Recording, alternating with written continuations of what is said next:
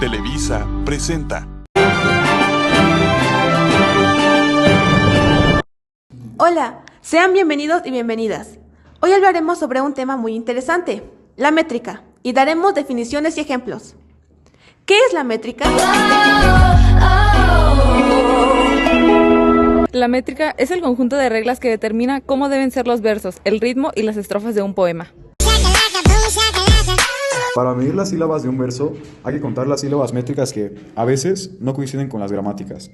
Por ejemplo, si el verso termina en sílaba aguda, se cuenta una más. Si termina en esdrújula, una menos. Y si lo hace en sílaba llana, el número de sílabas permanece igual.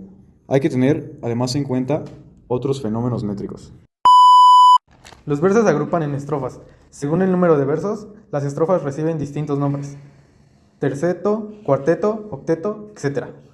Existen también combinaciones de estrofas. La más frecuente es el soneto, formado por 2 cuartetos y 2 tercetos.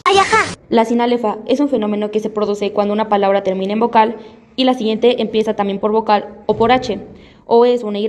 Por tanto, las dos vocales se pronuncian juntas y se cuentan como una sola sílaba. Aquí tenemos el ejemplo del poema Lo Fatal de René Pérez.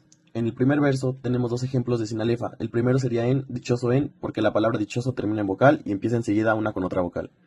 El segundo ejemplo sería que es, porque sigue la misma regla.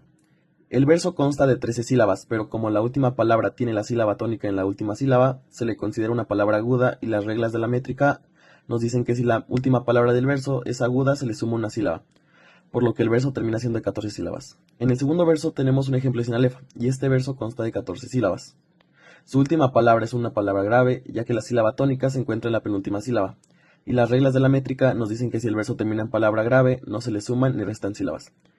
En el tercer verso tenemos 2 ejemplos de sinalefa, e igualmente la última palabra es grave, por lo que se queda en 14 sílabas. Y ya por último, en el cuarto verso no tenemos ningún ejemplo de sinalefa y su última palabra es una palabra grave y se queda en 14 sílabas. Como la mayoría o en su totalidad de los versos, el poema tiene 14 sílabas. A este se le denominan versos alejandrinos, y el poema es considerado de arte mayor ya que tiene más de 9 sílabas por verso.